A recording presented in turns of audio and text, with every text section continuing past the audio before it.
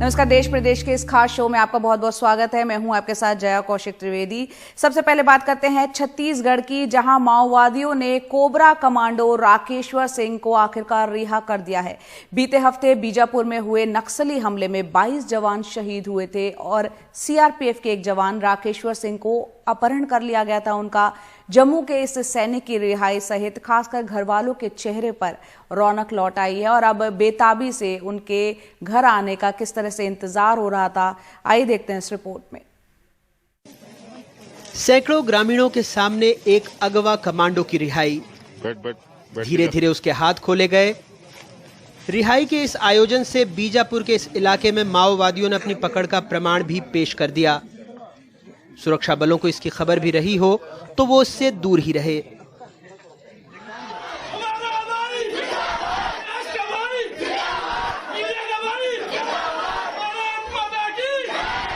बीजापुर से सैकड़ों मील दूर जम्मू में जश्न शुरू हो गया। कमांडो राकेश्वर सिंह यहीं से हैं।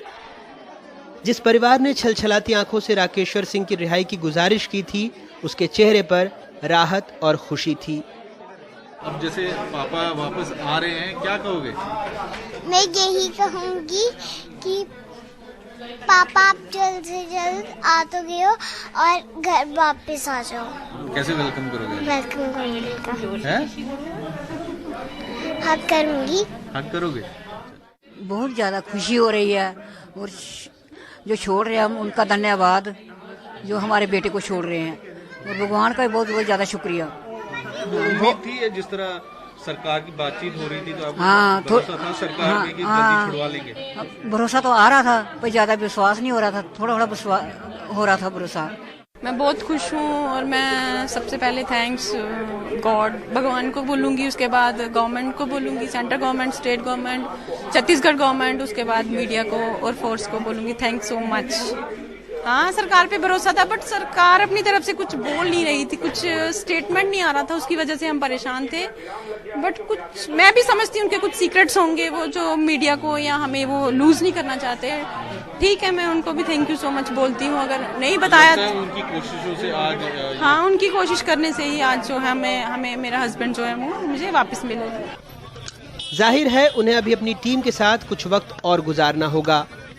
डॉक्टर साहब अपने पोजीशन में रखे, फिर डॉक्टर साहब ही बताएंगे उनका पूरा टेस्ट करके कि उनकी हालत कैसे। हालांकि इस रिहाई के बावजूद 3 अप्रैल का वो हमला भुलाया नहीं जा सकता जिसमें सीआरपीएफ के 22 जवान मारे गए। दरअसल माओवादियों पर भी ये दबाव रहा होगा कि इस हमले के बाद वो अपनी छवि सुधारने की कोशिश करें।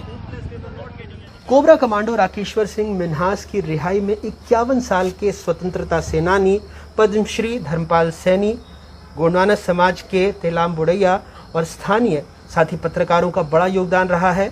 जब पुलिस प्रशासन बार बार यह दोहराता रहा कि वो नक्सलियों के दावों की पुष्टि कर रहा है, इस दौरान ये साथी अपने काम में लगे थे, जिसकी वजह से कमांडो की रिहाई मुमकिन हो पाई। बीजापुर से विकास तिवारी और भोपाल से कैमरा पर्सन रिजवान खान के साथ अनुराग द्वारी, एनडीटीवी इंडिया। कोरोना के तेजी से बढ़ते मामलों के चलते देश के कई हिस्सों में पाबंदियां बढ़ाई जा रही हैं। यूपी के कई शहरों में नाइट कर्फ्यू लगाया गया है। लखनऊ, कानपुर, प्रयागराज और वाराणसी के बाद अब नोएडा और गाजियाबाद में भी रात का कर्फ्यू उसका ऐलान कर दिया गया है। ये नाइट कर्फ्यू 17 अप्रैल तक रात 10 बजे से सुबह 5 बजे तक रहेगा। और वहीं उत्तर प्रदेश की राजधानी लखनऊ की हालत इस वक्त ठीक नहीं है, क्योंकि वहां कोरोना से मौतों का आंकड़ा बढ़ता ही चला जा रहा है। इतने लोगों की मौत हो गई है कि शमशान में टोकन दिया जा रहा है और एक शव के अंतिम संस्कार में 8 से 10 घंटे तक इंतजार करना पड़ रहा है। आइए देखते हैं हमारे सहयोगी कमाल खान की लखनऊ से रिपोर्ट। दुष्यंत कुमार की यह कविता है कि मरघट पे भीड़ है या मज़ारों पे भीड़ है, अब गुल खिला रहा है तुम्हारा निज़ाम। और तो मज़ारों पे लोग दुआएं मांगने जा रहे होंगे, लेकिन मरघट पे लोग मर के आ रहे हैं कोविड की वजह से। लखनऊ के हम विद्युत शवदाह गृह में हैं। ये अंदर फर्नेस लगा हुआ है, 2 मशीनें चलती हैं जहाँ पे शवदाह के लिए कोविड पेशेंट्स जिनकी डेथ हो जा रही है वो आ रहे हैं। ये वो एरिया है जहाँ पे बॉडी आती है, इसको सैनिटाइज किया जा रहा है। इलेक्ट्रिक क्रेमेटोरियम के बाहर एम्बुलेंस की भीड़ है। इनमें कोविड से मरने वालों के शव हैं। कभी कभी इतनी एम्बुलेंस आ जाती हैं कि रास्ता जाम हो जाता है। क्रेमेटोरियम के बाहर लोग शवदाह के लिए टोकन लेके अपनी बारी के लिए कतार में हैं। गमजदा थके मांदे लोग यहाँ वहाँ बैठे हैं।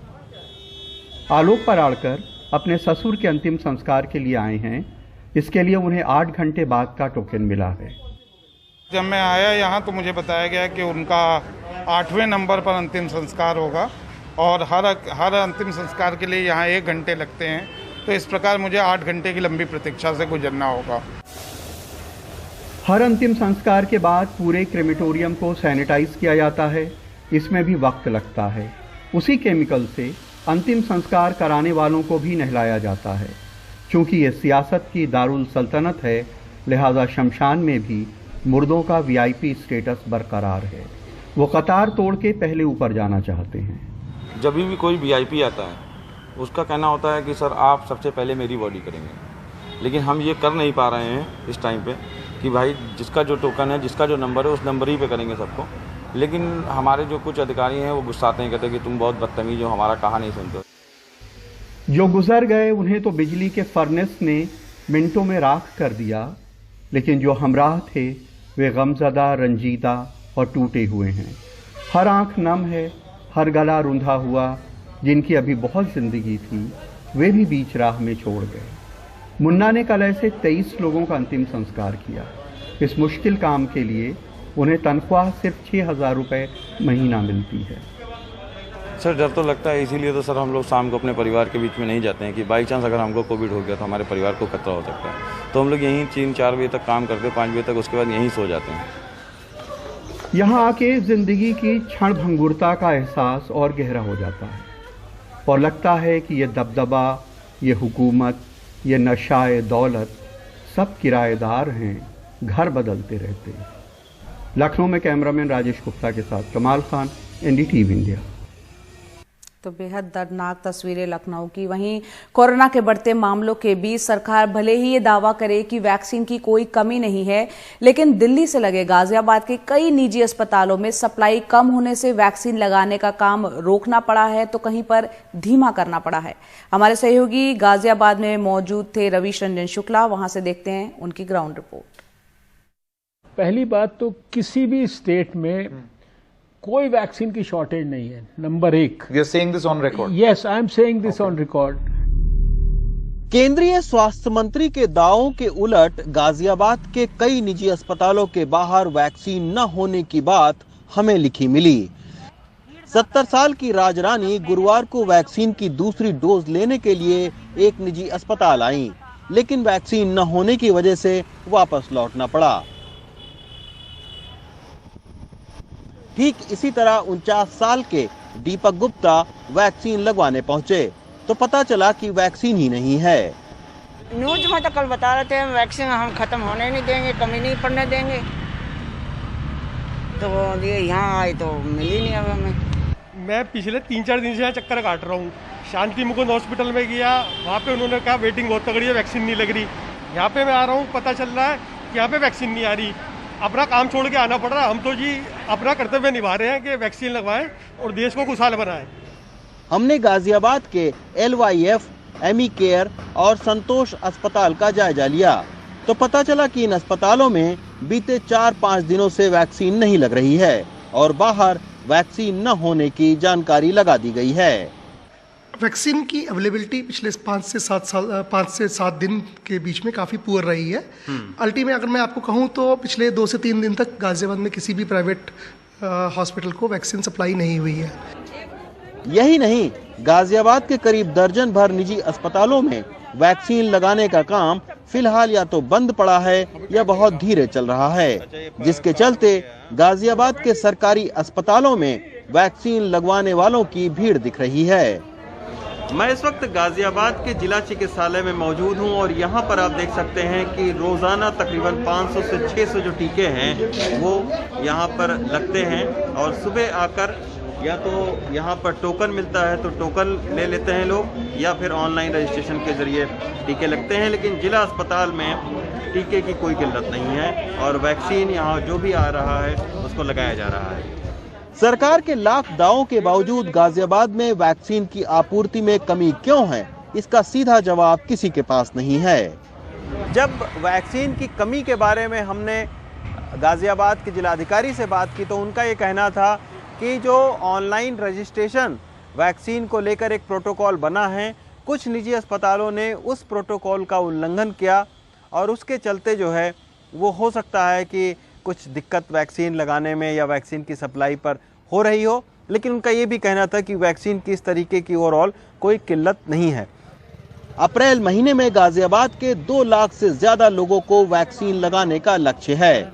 ऐसे में अगर वैक्सीन की किल्लत होगी तो बीमारी से लड़ाई कमजोर पड़ेगी। गाजियाबाद से सुकृति के साथ Ravish Ranjan Shukla, NDTV India. Break के बाद एक बार फिर आपका स्वागत है। बात करते हैं काशी विश्वनाथ ज्ञानवापी केस की, जिसमें एक बड़ा फैसला आया है और वाराणसी की जो निचली अदालत है उसने काशी विश्वनाथ मंदिर महापरिसर में स्थित ज्ञानवापी मस्जिद के पुरातात्विक सर्वेक्षण के आदेश दिए हैं। केंद्र के पुरातात्विक विभाग के 5 विशेषज्ञों की एक टीम को बनाकर इस पूरे परिसर का अध्ययन कराने का यहां पर आदेश दिया गया है। और अब सुन्नी वक्फ बोर्ड ने फैसला किया है कि वो वाराणसी निचली अदालत ने जो फैसला सुनाया है उसके खिलाफ हाई कोर्ट में, इलाहाबाद हाई कोर्ट में अपील करेंगे और ये फैसला सुन्नी वक्फ बोर्ड द्वारा लिया गया है। उत्तर प्रदेश में बिजनौर के एक मिनी पटाखा फैक्ट्री में भारी धमाका होने से वहां काम कर रहे 5 कर्मचारियों की मौके पर ही मौत हो गई। 4 कर्मचारियों ने छत से कूदकर किसी तरह अपनी जान बचाई। फायर ब्रिगेड की गाड़ियों ने मौके पर पहुंचकर आग पर काबू पाया और शवों को बाहर निकाला गया।